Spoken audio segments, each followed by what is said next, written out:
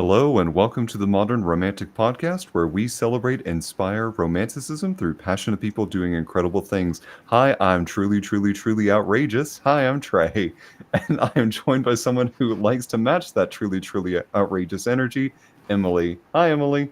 Hi. I like that your adverbs come in threes. Thank you. It's actually a reference to Gem and the Holograms from the 80s.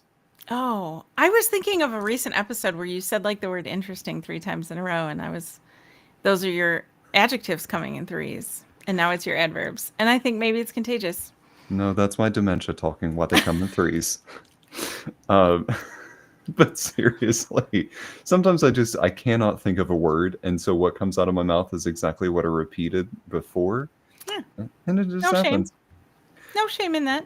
or just lots of shame, and I'll just keep it internalized. It's No, fine. no. No, it's totally fine. That's a wholly totally different show. That's fair. Do a different Um, show for that. Funnily enough, the I have been watching Gem and the Holograms recently, Oh. and weirdly enough, I saw an advertisement and I made sure that this was recent. Walmart is actually selling reproductions of the Gem doll from the 1980s back in Hmm. stores. She's $30. She comes with a whole array of accessories, but yeah, they're with the original artwork and everything. They're making manufactured reproductions. Fascinating. I would like to know how much an original gem doll Mm. was back in the 80s. To know what kind of, like, was she $3? Are we this many times more now? Maybe that doesn't matter. What Yeah. matters is aficionados and people who, what's the word I'm looking for? Not aficionado. That's like Like too serious. aficionado of gem dolls. I mean, that's a very niche place to be. It is so niche, but the music Enthusiast is the word I should have used. but the music was so good, and it honestly I have to say that the production quality was really good, and I actually enjoy listening to them unironically. You know what else I like from the 1980s that that's caused a little bit of a hot commodity I between knew us? you were going to bring this up. I'm going to flip a table. We'll get into it with our guest. We'll save this Yeah, this knockdown. you have to wait for this one. So, without further ado, Emily, would you introduce our guest today? I would love to. Tonight's guest is Levi Ware, who's a singer-songwriter who's toured with legends and is a legend himself. And he's made a name for himself through some interesting. It's an interesting blend of some different genres in music. But he's also the co-founder of the Melodic Caring Project, which brings music to hospitalized kids around the world. So, welcome to the show, Levi. Thank you so much. I appreciate it. Legend is that's I'm not sure about that adjective for me, but I appreciate the introduction I very don't much. know. I think some of the folks over at the Melodic Caring Project might think you're a legend. Mhm. Okay, niche. Again, that's good. I can fit in that little Well, category. yeah, That just works. take what you can get. So we hinted at it before, and I do want to ask you. So if you haven't heard, The Princess Bride is being turned into a musical, or at least it's in like the early stages of development. And the songwriters that they brought on are the same writing duo that brought us the music from Frozen. I'm very much in favor of this musical. Emily is less so. So I'm curious your take on That's that. accurate. Man. Okay, so here's the thing. It could be like the greatest, or it could be a total disaster because The Princess Bride is so classic and there's so many Hmm. that's iconic, right? People have a lifetime of memories associated with that Hmm. movie. My kids and I quote that movie back and forth to each other, you know? So Right? if it comes out and it's not as good as what you have in your mind or like the feelings you have associated with Princess Bride, then it's just going to be a giant disappointment. Like a sequel, right? Like you get That's like exactly what Frozen I did well. said. They did it. They did it. Frozen 1 and Frozen 2 fit both good. But Yeah. you get movies where the first one's like, that was such a great movie. I can't wait for the next one. And then it's terrible and it's just so disappointing. You did say something that was right on, though, and that is, the people doing it are the people behind the music from Frozen. So that is so well done that maybe it's possible they picked the right people to do this. And maybe I need to just be open-minded to the idea that this could be, like you said, absolutely amazing. You could, I think so. We just got a comment that says, "Yeah, don't mess it up, folks." I think that Mhm. sums it all up. That is exactly my feelings. There's a It's lot either of going to be pressure on this. phenomenal or it's just going to be incredibly disappointing. This is like Peter Jackson, Lord of the Rings level pressure we're putting on you, folks behind this, whoever you So are. I wait, looked it up in and I reference to what, like The Hobbit? Because Lord of the Rings was fantastic. The Hobbit was garbage, I thought. right. And it was I'm in so agreement. freaking disappointing. It's the idea that Peter Jackson had to do justice to Lord of the Rings as a whole, because Yeah, not sure. because it had already been done amazingly, but because it hadn't been done at all. And that was such an undertaking. So maybe that's not the a parallel I was going for. It was just that it has to be that amazing. Yeah, agreed. So And I not agree that with both of you not that in this case. It turns out. You know what? we're That was the secret third option. Congratulations, you win! you Yay! unlocked the secret door. You get a gold star for the day. But that is an interesting point. So we'll concede that. If it's not good, my fear is that the music will be good, but the book for the show will not. And so the music will be fantastic, but all the the writing and what we got to love as characters, that will be the part that So suffers. here's the problem. What I see more and more now is that writing feels lazy to me, right? Where back before we had CGI and all these incredible special effects and things that could take a good story and push it over the top, Mm-hmm. there was just the good story, and that's all you had to lean back on. Or you had good music, you had good writing, good story, and you didn't have anything that you could try to hide that behind. Now that's terrible story writing that's covered over with, you know, $200 million of CGI, and everybody thinks that that makes a good movie, and it doesn't. I mean, that's why Mhm. Princess Bride was so good. Is it was nothing fancy, no frills, just a endearing, beautiful story that It gets you is all the way through. Yeah. truly a gem. Oh, you Right. just said Jim. Are That you was bringing it amazing. full? I see what you That did was there. amazing. Wow, Yeah, I like to bring things full that circle, was that was Thank you. really good. Thank you. I appreciate that. That's why Uh, you're the podcast host. That's mhm. yeah. I just throw a single words out there now and it lands.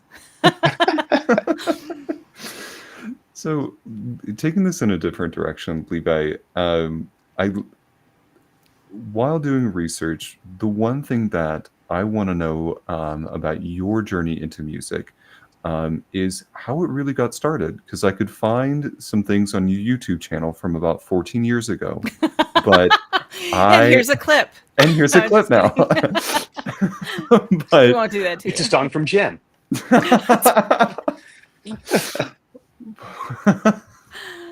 Ah, But seriously, I want to know what first attracted you to music, Yeah. and how did you go from music to managing in business management to also being a singer-songwriter? Like, what was that journey like? Yeah, yeah, absolutely.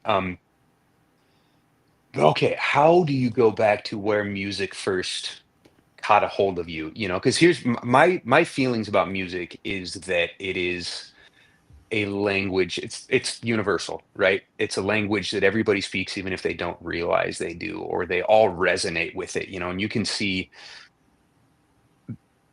babies when a beat comes on or a song comes on and they start bobbing along to it, like you have a sense of rhythm that is just intrinsically a part of you. Your heart is rhythmic, right? So I think that everybody has an affinity to music, whether they know it or not. I think that we can almost like cerebrally talk ourselves out of it as we get older, or um, become jaded, and you don't just simply let something move you because it moves you. We try to think about it too much or try to impart too much meaning to it or something. But when I first, I guess when I first realized that music meant a lot to me was, oh, my parents took me to concerts when I was young, and that was always a good experience. But when it became really personal to me was, I was 15, I was homeschooled, um, and I had kind of a manic energy. I was a kid that just didn't sit still much. I was probably ADD is what they would call it now, but back in the 70s and 80s, they didn't have a word for it, right? You were just, oh, he's a Right. boy, he's crazy, yeah, Mm-hmm. he's the kid that likes to throw stuff or whatever they called it back then. You're And so, daydreaming. Mm-hmm. yeah, daydreamer, exactly, right. So I think my mom, in trying to focus my energy, because it was really hard to get me to just sit and do a school lesson, or yeah, really focus for long periods of time. So probably in trying to find a way to focus my energy, she was looking for something that engaged me. And she used to play guitar and sing when she was younger, and probably could have been partly out of panic or a sense of like, gosh, what am I going to do with this kid? I don't know. But she put a guitar in my hands and showed me some chords, and it was one of the first things that really just like took all of the noise and went whoop, and focused it, and gave me a way to express what I was feeling, in a way that, at 14, 15, you don't really have the words to express maybe the turmoil that's inside, not in a bad way, Mm-hmm. but Yeah. there's just so much happening, and you can't put all those thoughts and feelings and emotions into words and express them to somebody else. But music somehow quieted that and gave me a way to express what I was feeling through melody. And that was, it was a it was a means of expression that became a lens for how I viewed the world. And so it was something that focused me then. It still does.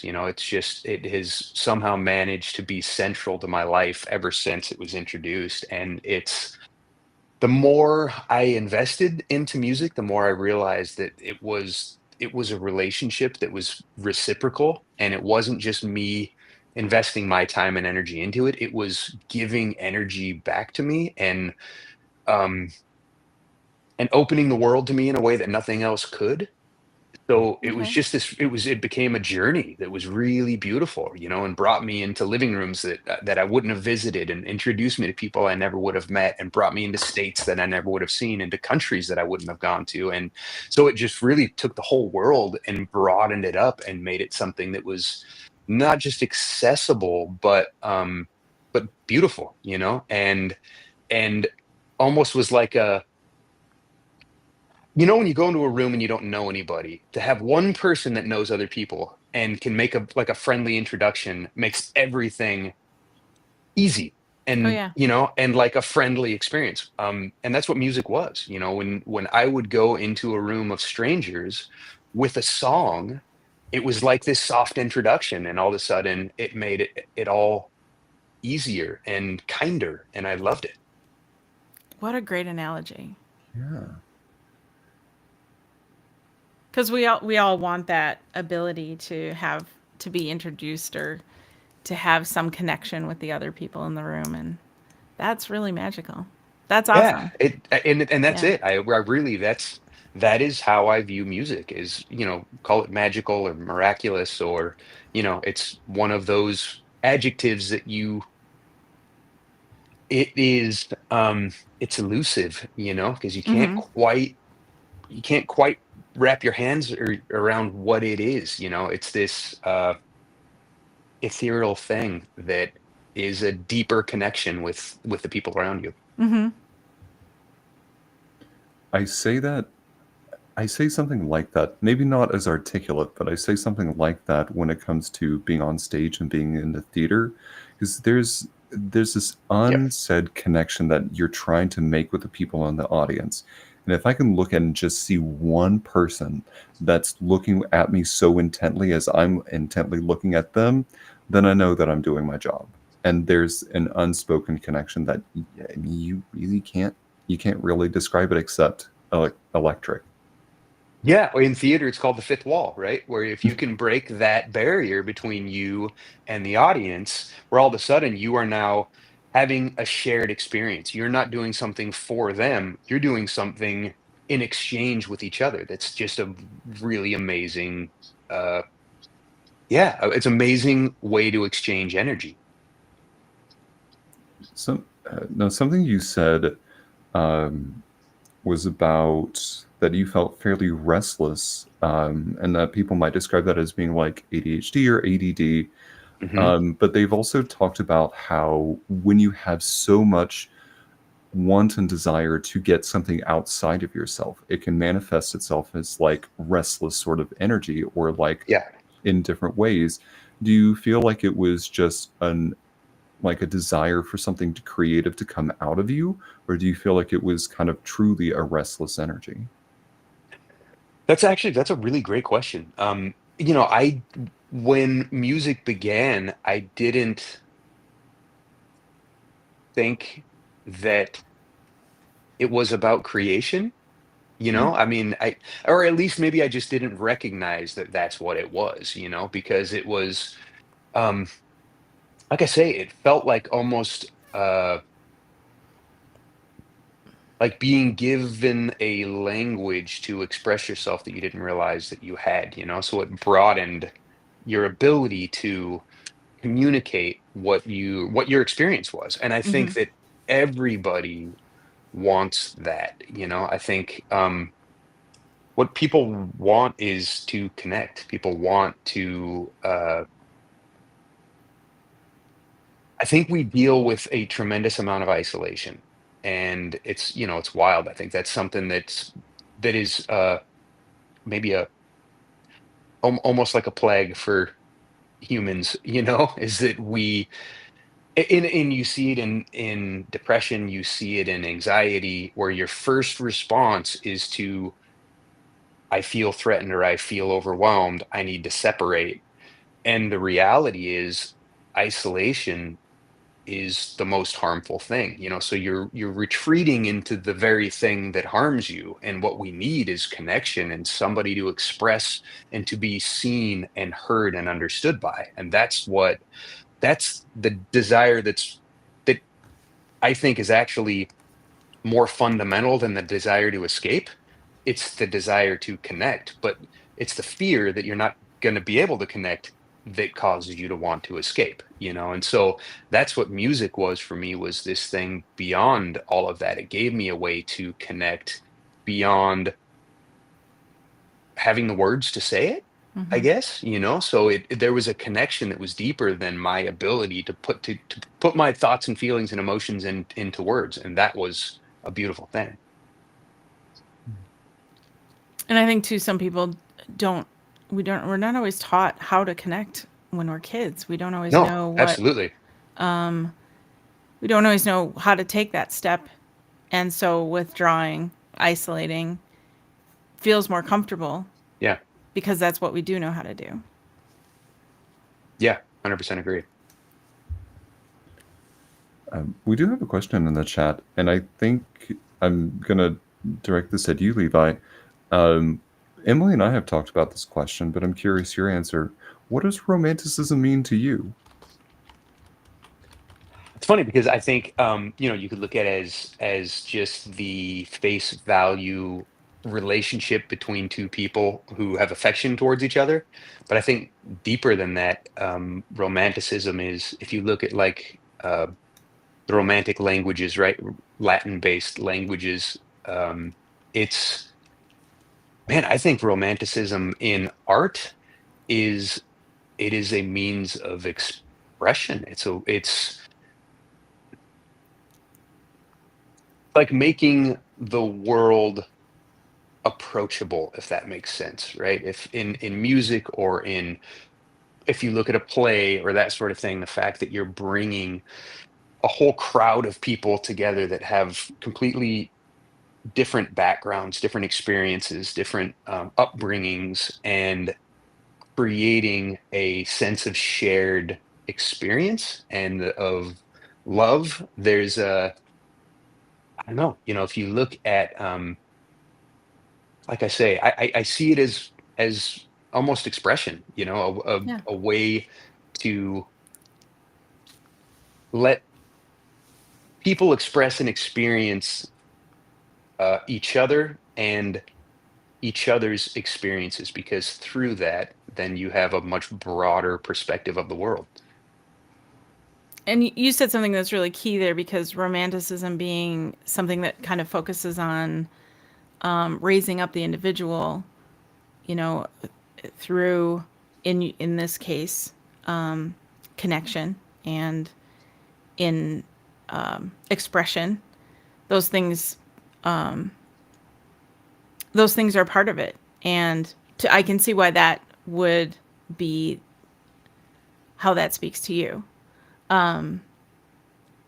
Yeah, or it's like a, you know, it's a beautiful shared experience. So I'm Yeah, looking at, um, I was is reading it the other making a comment bunch of there. people like the same thing? I mean, in a way, right? Like, so think about if you're on, you know, you're on a boat on this on the Seine in France, and the moon is up, and you know, there's fiddle music playing, and you're drinking a glass of wine, and you can look and go like, what a romantic spot, but you could be Hmm. completely alone. So it's not about just a one-on-one relationship, you know, it's about a, I think it is about a shared experience and a an emotion that can be, man, almost imparted to the people that are around you, you know. Yeah, I think making them like the same thing is more controlling than romanticism really is. It's more inspirational. Yeah. I think about it as like celebrating the things that are around you so that Hmm. you, like you were talking about those people coming in from all walks of life, it's celebrating the fact that there are so many different ideas and conversations coming into it to ultimately make such an incredible, to your point, shared experience together. So I think it's all of those things kind of rolled up into one. And when you can sit down and look up at the moon and go, oh, that's gorgeous. To me, that's romanticism. Or even Yeah. looking at the stars. It's whimsy, it's delight in even sometimes the simplest things. Hmm. And Yeah, I sometimes like that's that. sharing them too. Yeah. Yeah. Well, and the fact that, so, you know, the thing that makes us human is that we can create and share, you know, and if you can take, I just think this is where it's miraculous to me, whether it's music or, you know, writing a play or painting a painting. I mean, if you can take something that is this ethereal, whatever it is, an image in your mind, or a, you know, a lyric or a thought or a story that you want to express, and you can turn something non-physical into something physical that you can share with the people around you, that's a really powerful thing. And like I say, it's the thing that makes us human. It separates us from Hmm. the animal, you know, is that we can do that with each other and create shared experience in that way, where you can take your feelings, your emotions, bundle them into a song and make other people feel what you're feeling. That's that's almost like casting a spell, you know, and Yeah. that's pretty romantic, you know. Hmm. Now, not Annie Lennox, I put a spell on you, but I know what you're going for. Right, it was the gem reference that I was going for. Oh, yeah. Oh, That man. was like, that was so good. That was so good. Uh, Talking a little bit about, because you are not only a musician, but you're also in business management. You've also done marketing. And to me, those are two very completely opposite sides of the brain. Um, Left, so, right. Yeah. super left and right. A multi-part question, but I'll start with the first part. One, how do you balance both sides of those brains for Mhm. yourself? Also a great question, and That something is a that good for question. me has taken years and intention. And so I'll lay this out chronologically to a degree, because when I was younger, when I started playing music, and this is a big problem with a lot of musicians, right, is that that left brain, that artist brain, is powerful. And the problem with the right brain and the business brain is that you can cage the power of creativity by trying to put something repeatable or something, right. Business is about systems and efficiencies and that sort of thing. So that's the total opposite of that left brain creation, where you try to just let go of your inhibitions. And to me, creation is the thing of almost harnessing what's around you and putting it out there, right? It's a message is coming through you as much as it is from you. And so for those two worlds to live side by side is not easy. It's like you say, it's two independent practices in a lot of ways. And as a musician trying to survive off of music, you either have to have a good manager that can handle that right brain side of what you have to accomplish to make music work, or you have to develop that ability in yourself. And that's when we were young. So okay, so I started playing music at 15. I had a good friend that I met at 16 who liked to sing, so we would play songs together. And then we realized, man, we can actually write our own songs, which was a really incredible discovery. So we started Mhm. writing songs. And when people started to resonate with those songs and hear more songs, it just was, like I say, this beautiful open door that we thought, wow, I want more of this. I like this. I like this feeling of connecting with people and expressing and having other people resonate with this, with what we're expressing. So we started to write more songs. And then we had another mutual friend, and the three of us joined a band or created a band together. And we thought, man, how great is this? So we were playing local coffee shops and local schools and that sort of thing. And then we realized we need to go farther, because everybody local, they're not going to come out to shows every week. So we're going to have to start traveling to reach new people. So we started to go down to Seattle, and we started to go down to Portland, and then we started to go down to California, and then we started to go over to Montana and Idaho and Nevada. Um, and the more it spread, the more we realized there's two sides to this. This isn't just about creativity and being able to go out and play music. We also have to put gas in the van. We also have to put food in our bellies. We also have to, and booking is not easy, reaching out and finding a new audience. So we had to learn how to conduct ourselves from a business sense and selling ourselves, right? We had to become our own marketers and Yep. talk to people about our music and why it matters. We had to then be able to create flyers to show people that, oh, we have a show coming up next week, right? So now we're learning visual art, we're learning business management sense and communication.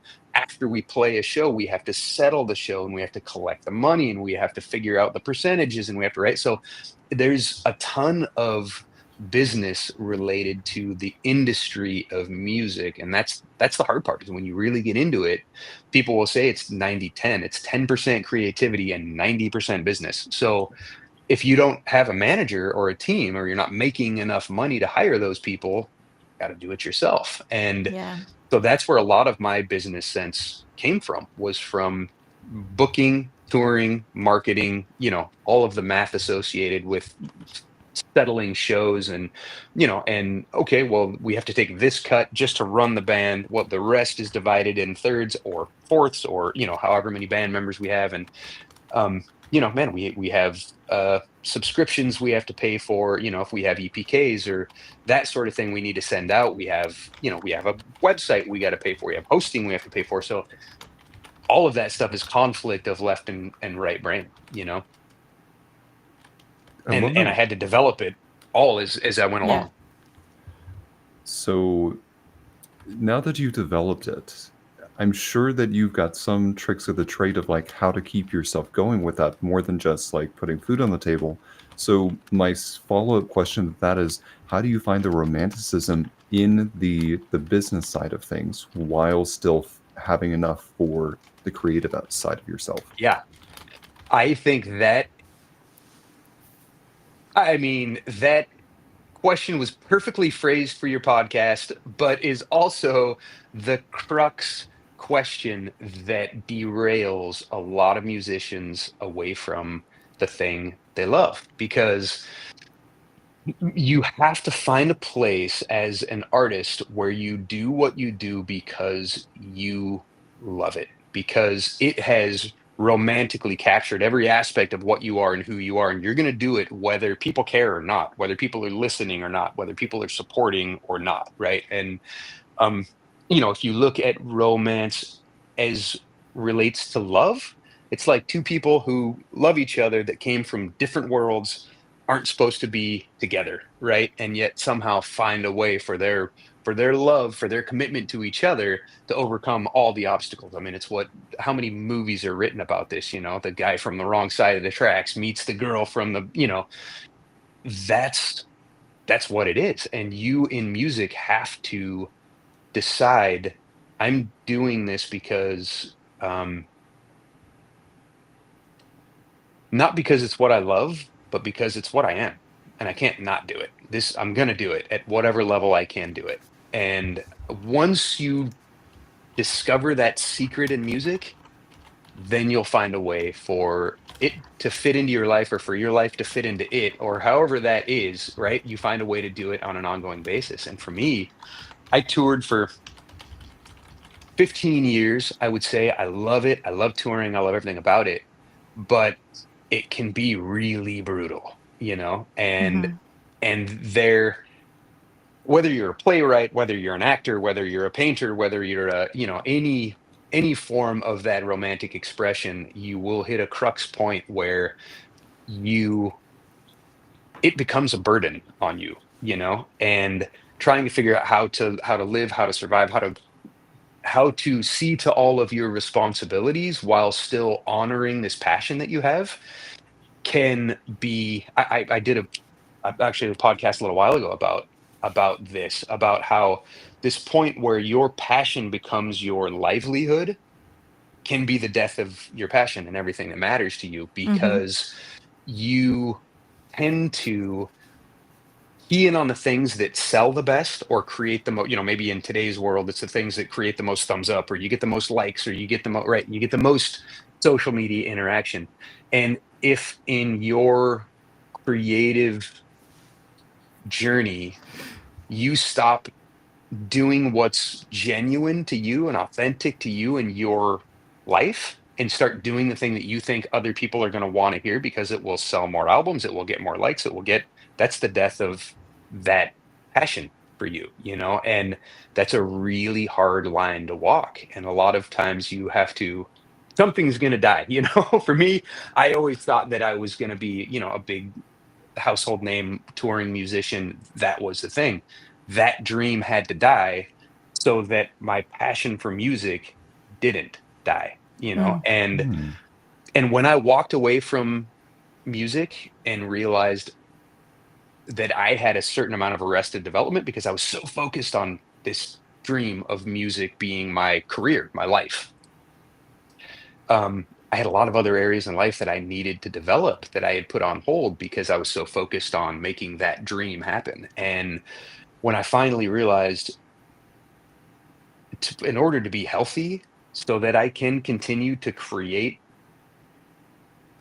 from a place of health, from a place of authenticity, from a place of genuine expression, I have to walk away from this dream. And I thought I was walking away from music. And what I realized, I moved out of state.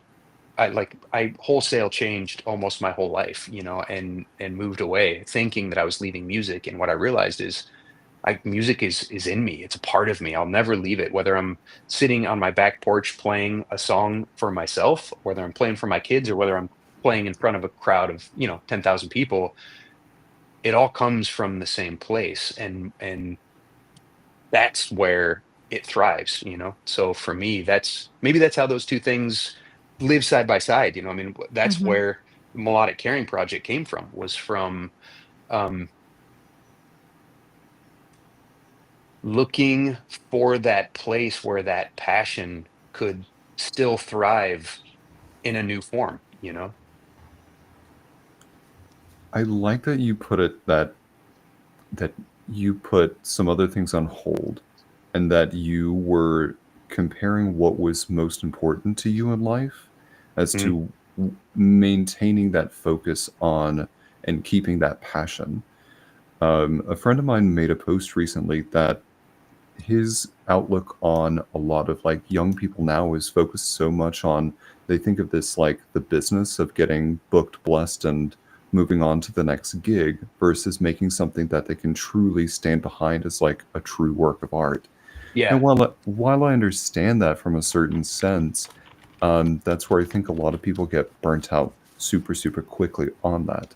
So I'm so thrilled to hear that you recognize that early on and that you did steps in order to make sure that you could continue that passion.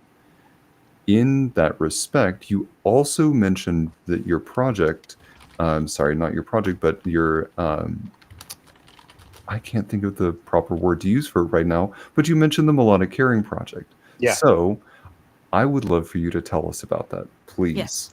Yeah, absolutely. So, um, okay, so we have a question, but can you really afford to follow your passion in life? So came in on the live chat, right? So Hmm. I'm gonna address that in the response to your question because it's such a good question. Is so here's the thing. I think that it's about longevity. It's about never giving up. It's about it might not look like what you thought it would look like. That doesn't mean that the outcome is wrong. It means that your initial vision of what you thought your life was going to be was wrong, right? And those things can change without it can be it's interesting. It can be the loss of a dream without being the loss of a passion, if that makes sense, right? Because dreams constantly change. I mean, if Yeah. we live in such a way, I think anybody that's living to the fullest, that's a dream, an intent, something they want for their life, right? And you set a dream that you can accomplish. You don't set a dream that you'll never accomplish, right? So as we set dreams, you set a dream you can accomplish. When you accomplish it, well, then is it over? No, you set another dream, and then you set that goal a little bit farther out. And this is how we advance and become masters of our passions or masters of our art, is that the dream that you accomplish just becomes a stair that brings you to the next stair that brings you and you elevate your art and you elevate that left brain inhibition, that ability to let that go and dream recklessly while keeping that right brain um, ability to advance, like to progress, And so for me, what happened was I moved away. I thought I was leaving music. I realized I was never gonna. Okay, let me step back one step farther. So I was touring with the band with my friends and loved it. But what was happening was we were starting to get radio play across the nation. So we became top 50 on AAA radio across the nation, which was a really great, you know, according to my previous dream, that was good. I was getting to the dream that I was trying to accomplish, right? Simultaneously, what was happening while there was apparent success was that radio play meant that okay, so that's the type of song that's popular. We have to write more songs like that song.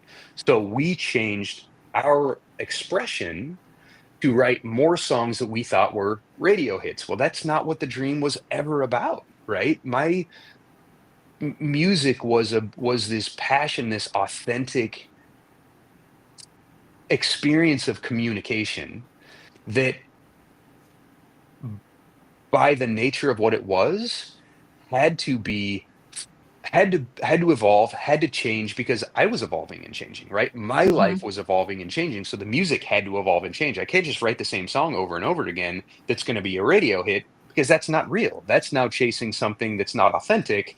That's chasing the the hope to be able to and like I say, this is where a lot of artists lose their passion is because as you're trying to and this also goes to that question, can you afford to pursue your passion? Well, yes, you can afford to pursue your passion, but that might be the death of your dream, right? And so for me, the dream was to make it in music, but to make it in music means I had to have more radio hits, I had to sell more product, I had to sell t-shirts, I had to sell, right? I had to become a successful business entity, which then crushed that left brain ability to just authentically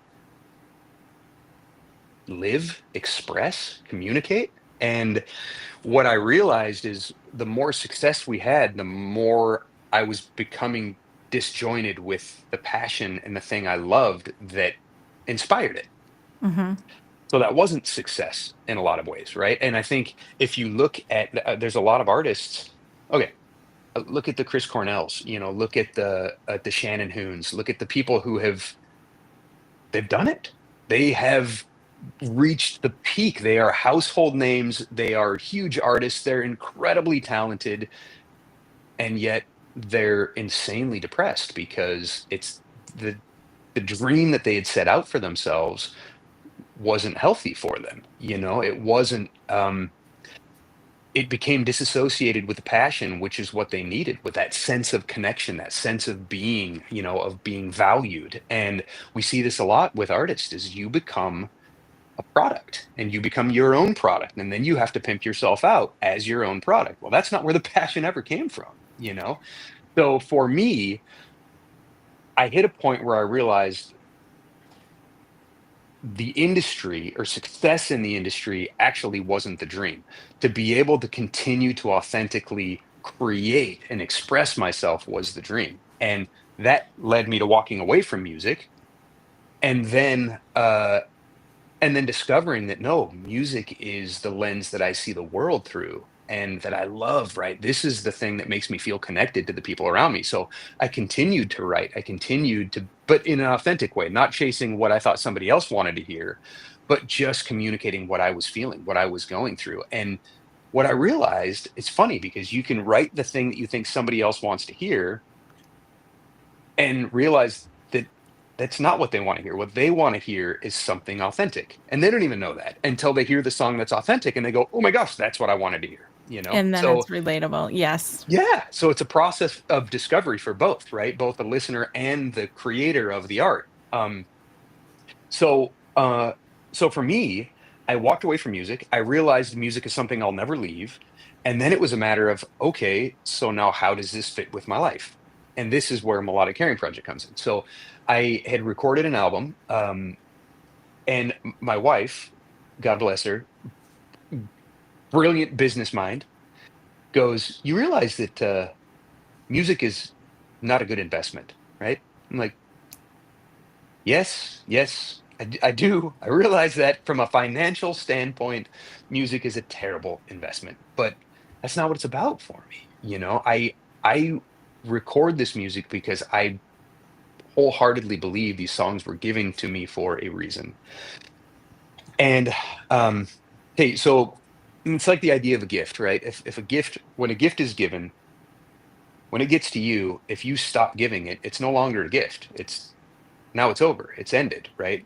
And music is this gift that's meant to be given. It's not supposed to stop with me. If this incredible song, I mean, imagine if Shakespeare took Romeo and Juliet and was like, ah, what a great story, and never shared it with anybody, right? It would be like the most beautiful gift never given.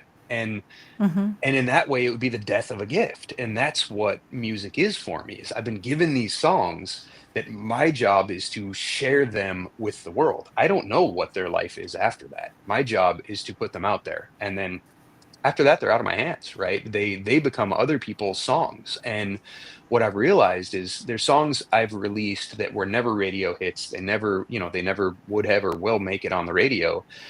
And so there was a whole phase of my life where I thought that made them less valuable. And what I came to discover was those songs, they might have appealed to a very small handful of people, but they were life-giving in a time where it was really necessary. And I've had people contact me and say, my husband was on his deathbed battling cancer, and this song was so meaningful to him. And is that less meaningful than a song that went platinum and made a bunch of money? I don't think it is. It's a different measure of success for what a song is. It's meaning versus commercial value. Uh, so sorry. So to get back to the question, where did Melodic Caring Project come from? In the middle of all of this was my wife saying, so music's not a good investment. And I was saying, no, but it is. You're looking at it through the wrong lens. Music and recording music is a way of connecting people and bringing people together. It's this emotional thing that I can't explain to you, if you can't feel it. And she said, okay, if that's what it is to you, if you believe your music is meant to connect or to bring people together, to have some greater significance, why are you playing in bars where people aren't really listening to the music? They're just there to hook up, or there to, I'm like, touche. That's a really great question, and in a lot of ways, it's because that's just the default. That's what you do. If you're a musician, you play at places where live music happens. Well, live music happens in bars, it happens in Yeah. pubs, it happens in, so that's where you end up, but it's not where the music is the most valued necessarily. So my wife's point was, if you want to keep playing music and you believe it's about connection, you need to find the outlet where your what your intent for the music is being honored. It's bringing value. And I said, okay, yeah, that makes sense to me. I get that, So then it was a search of, how do I do that? Where is that at? And trying to find those places. And in the midst of that search, I had a buddy who's a middle school teacher, and one of his students was diagnosed with leukemia, and he called me and just said, Levi, I don't know what to do with this, man. I've got a 11-year-old student who has just been handed a really brutal diagnosis, and she doesn't know if she's going to live. She doesn't know if she's going to die. Her class is scared. You know, do you have any ideas? What can we do? And this to me is where music shines, and that's my immediate response is, let's have a concert. Let's let her know that she's not alone, right? We are, her whole community is going to gather. We are going to support her and let her know that we are with her down this incredibly brutal journey. And so we said, great, let's do it. So we put on a concert. We had 300 people gathered. It was a theater here in I live in Mount Vernon, Washington, so it's called the Lincoln Theater. 500 cap venue, really cute little venue. Um, and the whole idea was, Katie's not alone, right? We are gathering around Katie to support her while she goes down this road. And it turned out that the night of the concert, that we were all gathered to support her so she wasn't alone, Katie had to go through a bone marrow transplant and was in isolation in the hospital, completely alone. And Oh. it just utterly defeated the whole purpose for what we were doing. And we thought, and now what? It's now what? And so I had a laptop just like this. This was 2010, so it was before live streaming was really even a thing. And Mhm.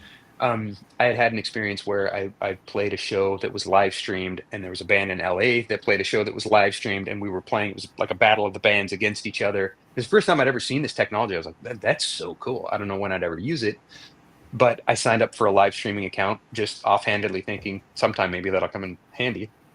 And the night of the show for Katie, it came in handy because I was sitting there going, what do we do? Katie's not here, And we realized, wait, we can live stream the show to Katie in the hospital. And so we set up a live stream. We sent her the link. I played the show. And while I played, I would just look into the camera and go, Katie, you're supposed to be here. Everybody is here to support you and let you know that you're not alone. And we love you. And we're thinking about you. And then I picked up the computer and turned it around, and everybody in the crowd waved at Katie and blew kisses. And and we didn't think it would be a really emotional connection at the time, but I called Katie afterwards, and she was sobbing and her mom was sobbing, and we realized, holy smokes, we could do this for kids anywhere. And for me, it was like all of these years of the tension of the passion of music and the the cold, calculated business side of music, everything came together into this, like all the puzzle pieces fell into place. And I realized, oh my gosh, this is what my wife was talking about, right? A place where your music fits. And then this gets back to the earlier question of, can you afford to pursue your passion? Yes, you can. You can always afford to pursue your passion. That might mean the death of a dream, but find your passion in the midst of that dream and pursue that. And what comes out of it will be the authentic thing, I believe, that you were supposed to be pursuing the whole time. If if you don't need a tissue after hearing that story, my God, go get a tissue. Um, oh my gosh. And I want to read out some stats from that. The melodic hearing partner has supported, according to your website, has reached over 52,000 specific individuals who have been hospitalized, Wow. which means not just them, which means you've reached an over 7 million people who knew these individuals. So it's not Yeah. just the individuals, but also their families and people who know and are related to them in some capacity or another. It's over 7 million people. Holy Mm. expletive. That is incredible. Yeah, it's been such a beautiful, unpredictable, brutal, wonderful journey, and man, and I think that's what passion and creation is supposed to be, right? It's not this smooth, easy, predictable path. There's going to be turmoil. It's going to be tumultuous. It's going to be difficult, and like they say, nothing worth doing is easy, and so yeah, it's just been such a beautiful journey, and we've realized so many things along the way. We've realized that melodic has the ability to give back to the creators as well, because just like I was saying, artists get stuck Mm. in this brutal um catch 22 of their passion becoming a product that then somehow devalues the passion and makes the creativity difficult, and we've worked with artists. Well, Amos Lee, I don't know if you guys are familiar with Amos, but he's an incredible artist from Pennsylvania, really wonderful guy. Got really invested in melodic carrying project, and to the point where it the experience of realizing that his music is so much more than entertainment, right? It's medicine, it's connection, it's power for these kids, and for where we call the kids the rock stars in melodic carrying project, and then the artists become the number one fans, which is a really great, just a juxtaposition, because a lot of times the musicians, rock star is a moniker that doesn't represent them as a person. It represents them as an entertainer, and they don't want to Right. be entertainers all the time. They want to be people. Like I say, people want to connect with people, Hmm. And so for Amos to become a number one fan and to elevate the child to rock star status, I think really connected with him the power of his music to bring hope and to bring joy and to bring love. And we had a little rock star named Maya that he just connected with after a show. He called and he's like, "Man, can I go visit one of the rock stars?" And I said, "Absolutely." So I took Amos to go visit. Mighty Maya was her name. She was battling cancer as well. And there's something remarkably humbling about these kids that are going through really brutal situations. You could be a rock star that's elevated and loved by the world and all that sort of thing, right? But you look at these kid rock stars and you go, that's what courage looks like. That's what strength looks like. And that gives back to the artist, because for Amos, he realized, man, it breathed life back into his passion, and it inspired him to write a song called Little Light that was about Mighty Maya. That, right, so now it's becoming circular, it's reciprocal, where the kids are giving back to the artists and inspiring them and breathing life back into them. Jason Mraz said it as well, that inspiration, the meaning of inspiration is, it's that it's that breath, when you're inspired by something and you go, there's that surprise and that shock and that inspiration, and it's that breath that's breathed in that we all share, and so as these kids were able to breathe life back into the artists, well, guess what, now the artists are writing songs that re-inspire the kids, and it's this beautiful exchange that is exactly what we were talking about earlier. That's that, whatever you want to call it, breaking the fifth wall or whatever, but it's where you're not entertaining the people you're playing to, you're relating to the people you're playing to, Hmm. and you're sharing this experience that's really beautiful and elevated because you're both a part of it. And it's back to that word connection. Yeah, yeah, exactly right. I want to make sure that our audience can get in touch with you regarding the Melodic Caring Project, but also any potential artists that maybe want to get involved. What are some ways that some people can get either involved as an artist or just to help support the Melodic Caring Project? Yeah, thank you.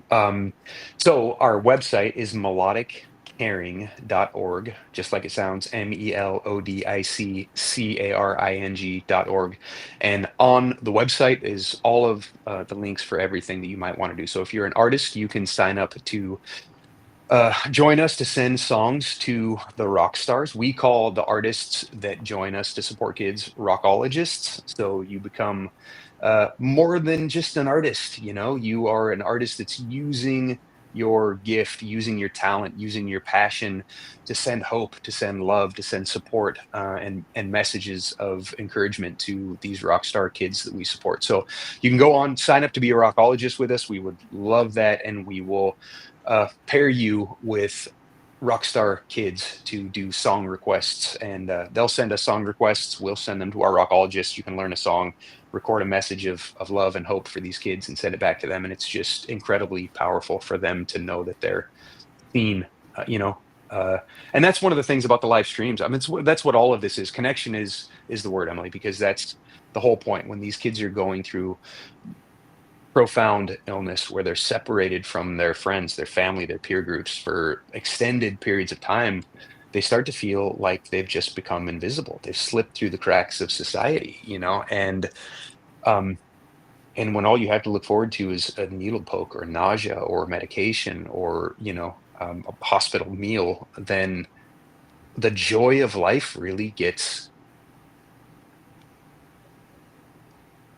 eluded, I'll say, right? It's hard Yeah. to find those sharp moments of joy when you don't have anything really joyful to look forward to, you know? And so for a melodic, the whole point is, and this is the thing, right? When an Amos Lee, we have a show with Regina Spektor coming up, we have a show with Mount Joy coming up, we worked with Zach Brown a little while ago, we worked with Coldplay a little while ago, and Black Eyed Peas and Andy Grammer, and right, all these amazing artists. But when they take time during a concert to recognize kids that are watching from the hospital and a crowd of, it doesn't matter what it is, 30 people or 1,000 people or 30,000 people cheer for the kids in the hospitals, the kids go from being invisible to being the rock star of the show. And that's the whole point with Melodic Caring Project, right? Is just taking that focus and redirecting it on some kids who it's not just meaningful, it's life-giving, you know? And if you can give a child hope, that hope really does become health. You know, there's a mind body connection that happens there, that if a child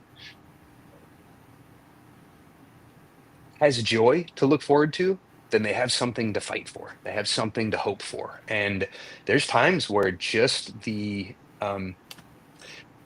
that mental commitment of I'm not giving up is the difference between life and death, you know? So, and we've had rock stars come up to us and say, I wouldn't be here today if it wasn't for Melodic Caring Project. And I really thought that was hyperbolic. Well, the first time I heard that, we've heard that a number of times now. And what we learned was that no, there's rock stars that we've supported that their situations were so brutal that they didn't care to live anymore or they were ready to take their own lives. And Mm.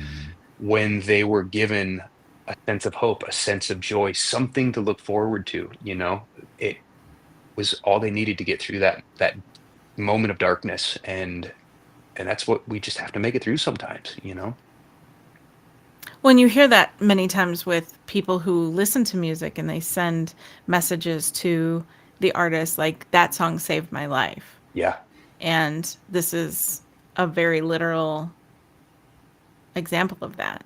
Yeah. Yeah, exactly right. And that's, like I say, that can seem like just well, that's a really extreme way to say that. But there's a lot of times I think that we just take it at face value. The statement means exactly what the statement Yep. was meant to mean, that I was ready to quit. I was ready to end it. And that song, that point of connection got me through that dark moment, Hmm. you know?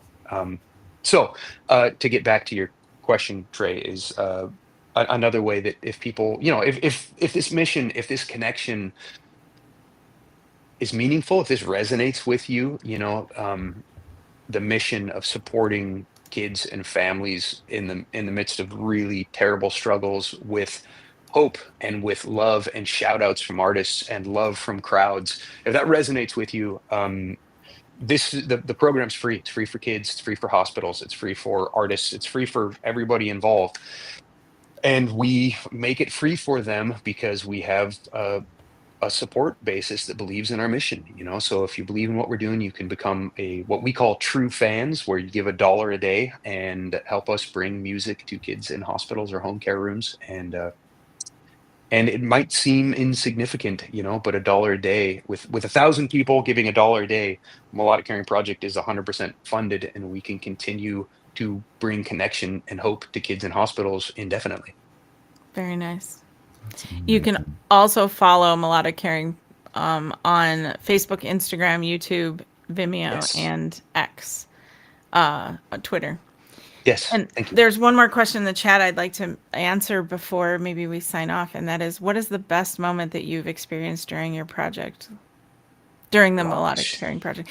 I feel like asking that for just one is a difficult thing, probably, but maybe there's just one you could share. It's so hard. Yeah, for sure. Yeah, That's like, what's your favorite song, or what's your favorite right. food, or like, well, it depends. Am I happy or am I sad? Am I, Mm-hmm. am I in the mood for spicy? Am I in the mood for, so there's been so many moments that are just so have been beyond words, right? That you can't explain, you can't express. Sure. But a couple that have been really, really meaningful to me. Okay, I'll tell a story about uh, when we first discovered Melodic Caring Project with the live stream to Katie, and we thought, man, what a cool possibility that we could do this for kids, But we kind of simultaneously thought, and this happens a lot with dreams. So for anybody watching, don't when this happens in your dreams, don't believe it. There's a doubt that comes, right? When you have that great dream and you go, I wonder if I could. And then everything comes in and goes, no, you can't, because dot, dot, dot, dot, dot, dot. Don't believe it. You can. It's Mm-hmm. pursue it, pursue the dream, pursue that passion, pursue that breath of inspiration, right? So when we had that experience with Katie and we thought, how incredible, the first thought was a negative. Yeah, but I'm sure that it's probably because she was sad that she wasn't there more than she was happy that she got to watch the live stream. I thought, well, let's do another one, and let's just see. Was this a fluke? Was this? Um, so we did another one, and Katie had a friend that she had made in the hospital. His name was Braden. We didn't know Braden. He didn't know us. Nobody in the crowd knew Braden, right? So this was different than the experience with Katie, where everybody knew Katie and we were all there to support her. Braden was new to us. He was new, we were new to him. Nobody in the crowd knew him. Artists didn't know him. And so we set up a show with Caden. I'm sorry, set up a show with Braden. And as the show was coming, it was the only thing that Braden had to look forward to. Like I was saying, there was, when you're a kid in hospital, there's just not a lot to look forward to. So Yeah. Braden was in the middle of a battle with cancer. The day of the concert that he was looking forward to for a couple of weeks, he had a double dose of chemo, or he had a large dose of chemo anyway. And so he was getting really nauseous. He was throwing up all day. And his mom thought, man, this concert is the only thing he's had to look forward to for weeks. And he's going to miss it because he's too sick. And so it came up to 8 o'clock. The show was going live at 8 o'clock. Braden leaned over. He vomited because he was vomiting uncontrollably all day. And his mom kind of panicked and like opened the computer, clicked on the link, and the live stream came up. And the artist was saying, Braden, we're all here. We're all thinking about you. We know you don't know us. We don't know you, but we just want you to know that we're thinking about you. And everybody here in the venue tonight is sending you love and sending you, just our best wishes. And she said that Braden, he was still leaning over and wiped his mouth and like leaned up and like, what? And looked at his mom and said, Mom, they just called my name out. And she said, yeah, Braden, this is for you, buddy. This concert is for you. And that connection, that emotional engagement took his mind off of his nausea off of the medication, off of everything, the vomiting, off everything he was dealing with that day. And he just watched the show. And she said that was it. He didn't throw up for the rest of the night. And halfway through the show, she looked down and he had big tears rolling down his face. And she said, Brayton, what's going on, buddy? And he said, Mom, they don't even know me. Why are they doing this for me? And that was, I think for Steph and I, that was the moment that we realized we have to do this, whether it works or not, whether we can or not, whether although those doubts are true or not, we have to do this. And so we just started doing it, and there's been 1,000 things to derail it. And I think we could have justifiably walked away from it 10, 12 years ago. And I'm so glad that we haven't, um, because those are the moments that have made every struggle, every challenge, every difficulty worthwhile. Yeah, so that's just one of the incredible moments with melodic that we just love. That that wow. Mm. Yeah, I can see The why. others are like Brittany Howard from Alabama Shakes, coming up after her show and going, we've played 105 shows on this tour, and this one has been the most meaningful. So it's that, right, where you see that there aren't that many things in life where it's like good for everybody, right? And everybody walks away going, that was wonderful. And Yeah. this is one of those things. It inspires the artist, it's good for them. It inspires the crowd, it's good for them. It connects the artist and the crowd. The crowd loves the artist all the more because they see how human and how how that, just like we said, that sense of connection is there. They can Hmm. connect with them as a human, not just as an entertainer. And then all of them connect with the kids and everybody walks away a winner. It's really beautiful. What a privilege to be a part of that at all. It's a remarkably humbling and yeah, privilege is the right word for sure. We just feel honored to be, well, because what it means is that we are a part of these families' Yeah. journeys and their lives. And what's Hmm. incredible is they have invited us in. That's another thing that, like I say, go back to the very beginning of this, go full circle again, like your gem statement earlier, which I appreciate, is that we talked about that desire for connection, but how pain, suffering, fear, anxiety, depression drives us away, right? And we recede into isolation. So these kids, these families, for every conceivable reason, would be receding into isolation and blocking the world out and just focusing inwardly. But remarkably, they're inviting us into their journey. And um, and that's an incredible honor to be invited in during such a vulnerable time. Yeah. And there's something about the vulnerability created in their journeys that all of the BS is boiled away, right? And in Yeah. day-to-day life, we get caught up in a lot of trivial, really inconsequential things, whether Hmm. that's, it could be fear and anxiety around bills, or I have to get up and go to work again. I don't like my my coworker. I don't know, right? There's all of these things that we get caught up in that are pretty trivial if you really stop and look at them from the lens of what these kids and these families are going through. And that's what they've shared with us is, um, in their lives, all of the BS is boiled away, right? The nice new car, the whatever, they're focused on one more moment with the people we love, getting the most out of this moment with the people we love. And that's a message that every single one of us can benefit from, should take to Yeah. heart. For sure. Right. I'm trying not to cry here. So I Levi, Yeah. I will uncontrollably and ugly cry after this podcast. Um, but I'll I keep have, recording. there will be evidence.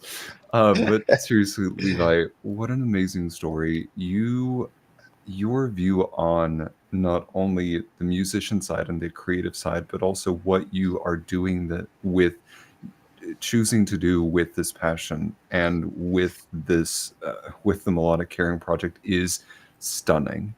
Mm. Like hands down, it's just stunning. Thank you for spending time with us today.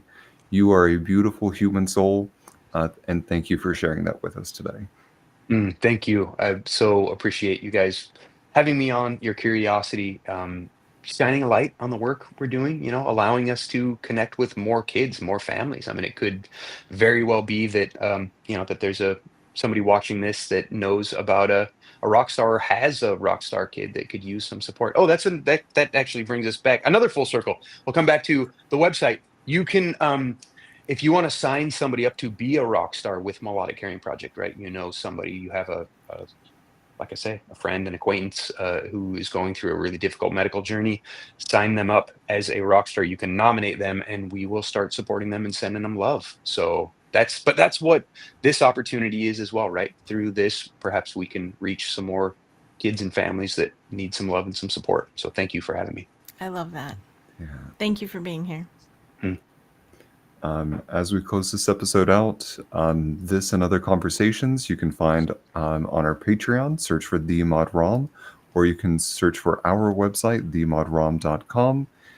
Thank you so much. I want to give a big shout out to Sandra, our producer. We didn't say it last time, but happy belated birthday. We love you and so much more. You're amazing. But whew, thanks so much for tuning in. Have a good night. I'm going to go ugly cry now. Okay, bye.